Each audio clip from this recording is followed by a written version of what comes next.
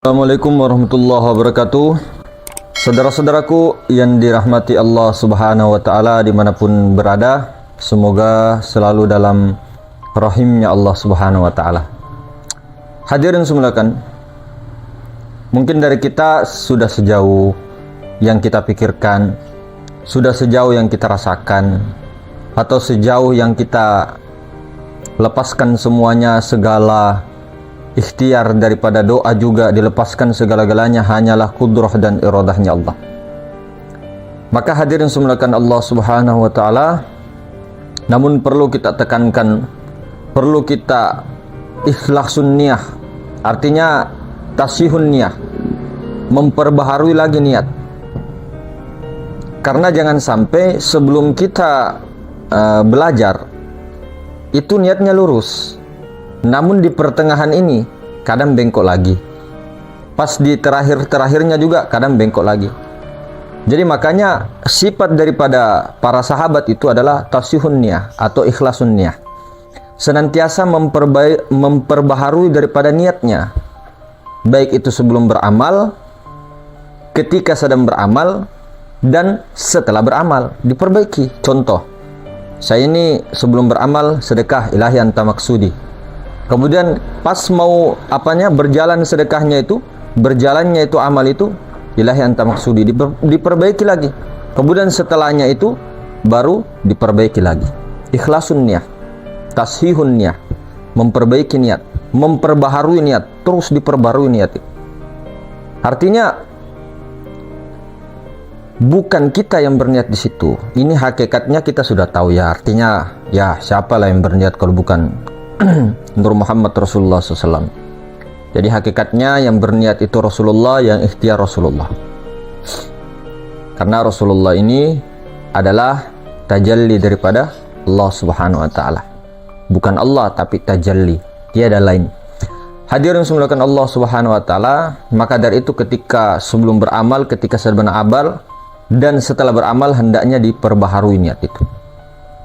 Kemudian niat kita biasanya kadang keliru hadirin. Kita belajar ilmu kaji diri, belajar ilmu tauhid, belajar tasawuf, belajar syariat, bahkan itu kita mau belajar ilmu tauhid terutama dengan ma'rifat spiritual lah. Kita tanpa sadar kita terobsesi dengan kewalian. Oh, wali itu nanti bisa begini. Oh, nanti bisa sakti. Oh, bisa terbang dan sebagainya. Itu sudah salah niat.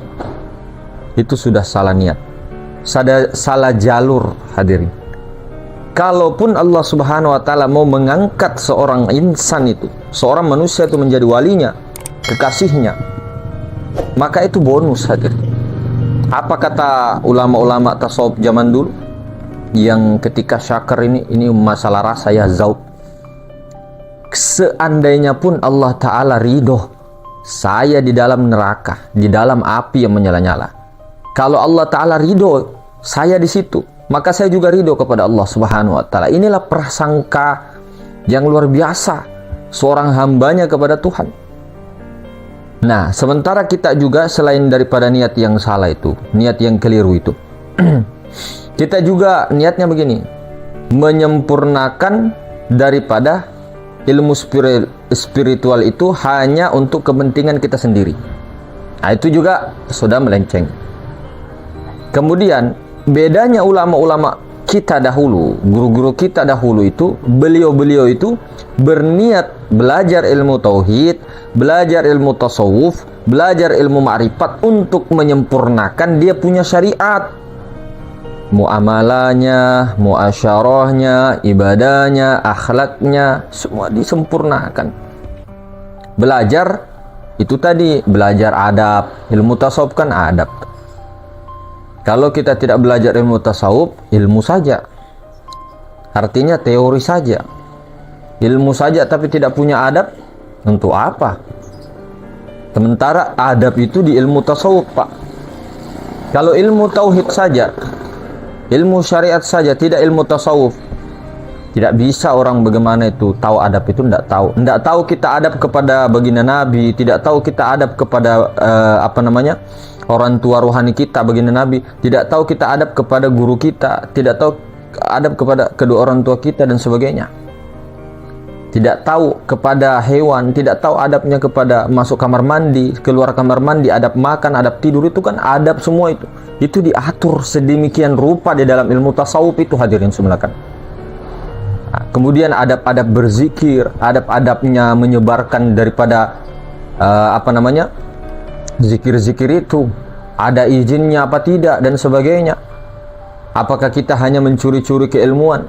Nah, misal kita sudah ditalkin oleh toriko yang melarang, memang artinya ketika saya sudah talkin kamu, jangan kamu sebarkan di orang. Itu biasanya toriko muktabaro, artinya toriko yang masyhur ya. Itu memang adab. Jangan sampai ini si salik sudah merasa baru ikut suluk 1 hari atau baru ikut talkin 1 kali langsung disebarkan karena menggebu-gebunya. Oh, ini untuk umat, ini untuk umat. Nah, itu jadinya nafsu, hadirin. Kecuali memang tarekat yang mastur biasanya itu disuruh sebarkan, ataukah dia belajar sendiri, terserahlah. Tapi kalau di dalam ilmu tasawuf, tarekat itu tidak begitu. Kalau dia dapat pun ilmu laduni, dia dapat ilmu wahbi, ilmu nubuwah daripada dirinya, dia tahqiq kepada ulama-ulama. Salah satu kuncinya, fitnah-fitnah menyebar dari mana-mana. Contoh daripada kaum sebelah yang tidak punya daripada guru, membaca kitab masing-masing, membaca anunya masing-masing, kemudian berani membid'ahkan, menyesatkan. Nah, ini suatu contoh, bukan berarti apa. Artinya contoh kepada diri kita. Ketika mendapat suatu ilham, suatu apa itu ditahqiq dulu. Kecuali kalau memang sudah betul-betul lah, tidak pernah lagi prasangka-prasangkamu ini, firasatmu ini betul-betul firasat dengan nur ilahiyah. Tapi bukan hanya perasaan saja dengan nur ilahi memandangnya.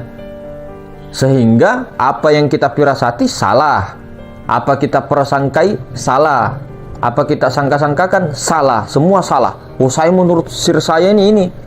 Oh, ini orang begini. Oh, ini orang begini, luar biasa begini. Oh, ini tidak. Ternyata salah. Banyak sekali malah kesalahan. Nah, inilah kesalahan inilah yang membuat fitnah di mana-mana. Maka perlu ditahqiq. Maka hadirin semulakan Allah Subhanahu wa taala, kemudian mungkin dari kita bertanya, bagusnya bagaimana ini, Mas? Zikir la ilaha illallah kah? Atau zikir yang tiada huruf, tiada suara kah? Kalau saya pakai dua-duanya, tidak meninggal salah satunya, tidak meninggalkan salah satunya, dipakai la ilaha illallahnya, disambil la sautin wala harfun, kan bisa digabung itu. Bahkan 4 zikir tubuh, hati, nyawa, rahasia itu dalam satu anu itu kan bisa digabung. Kenapa mesti dibuang? Dan kalau kita ini kan lagi kembali ya, kita kembalikan lagi. Kita zikir la ilaha illallah, namun kesadarannya rasa Allah, kesadaran Allah di situ, maka itu lebih baik daripada zikir rahasianya rahasia yang tidak berkesadaran.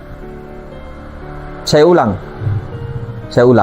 Lebih baik zikir la ilaha illallah, ya, la ilaha illallah atau Allah, namun dia berkesadaran, ya, rasa Allah, dia fana di situ atau musyahadah, daripada orang yang zikirnya itu merasa zikir paling tinggi, zikir apa dan sebagainya, zikir zatkah, zikir zatnya zatkah atau apakah, tapi dia dalam tidak kesadaran, masih jauh lebih baik daripada itu. Abdul dzikri fa'lam annahu la ilaha illallah, la ilaha illallah. Itu jauh lebih baik daripada orang yang tidak sadar.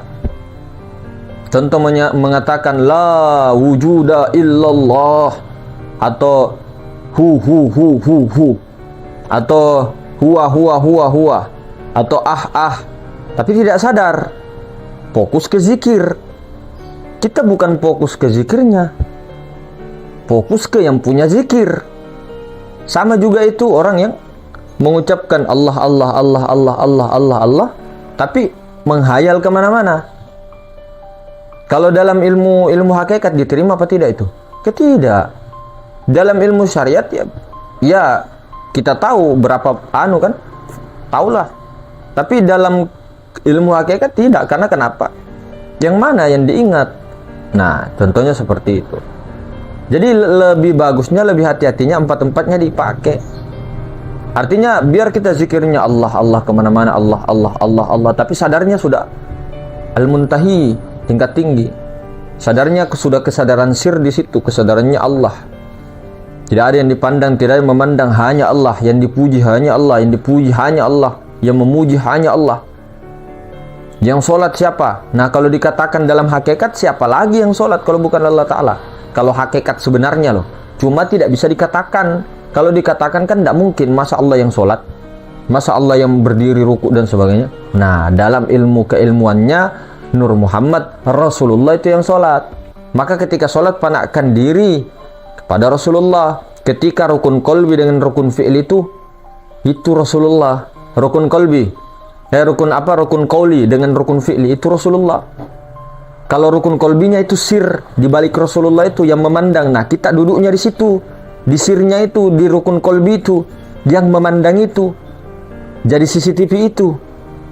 Siapa yang dipandang? Rasulullah itu yang rukun qauli dengan rukun fi'li. Bismillahirrahmanirrahim. Rasulullah.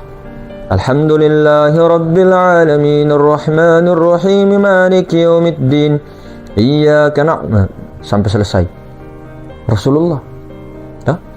Yang memandang sir. Kita duduknya di situ, yang memandang itu. Nah, kemudian ketika bergerak, Allahu Akbar, Sami Allahu liman hamidah, rukun fi'li Rasulullah. Jadi zat memandang sifatnya mutakallimun, kemudian memandang af'al, gerak dan diam. Hati menghadirkan zat sifat asma af'al, sempurna. Nah, ini empat ini angka paling sakral juga itu. Luar biasa itu kalau mau kita sebut semua empat itu, kita kaji semua, nggak habis itu, Masya Allah, Subhanallah. Nah, begitu hadirin semulakan. Jadi betul-betul niatnya lillahi ta'ala, terus dianukan terus. Yang berniat Rasulullah. Jadi kalau sudah tahu pandangannya seperti itu, mau dalam sholat kah, mau dalam mandi kah, mau dalam bekerja kah, itu tadi, bawa kesadaran sholat itu, bawa kesadaran mendirikan sholat itu tadi keluar sholat. Artinya penyaksian kita tadi itu, nah, ketika di dalam sholat, bawa di luar sholat.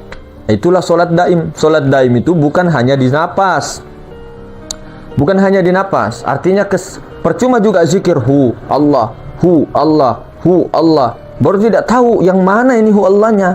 Itu kan bukan daim itu. Kalau fokus napas, bukan juga. Harus kesadaran itu, nah, kesadaran bahwa sholat itu kan terhubung dia dengan Allah, bukan terhubung dengan napas.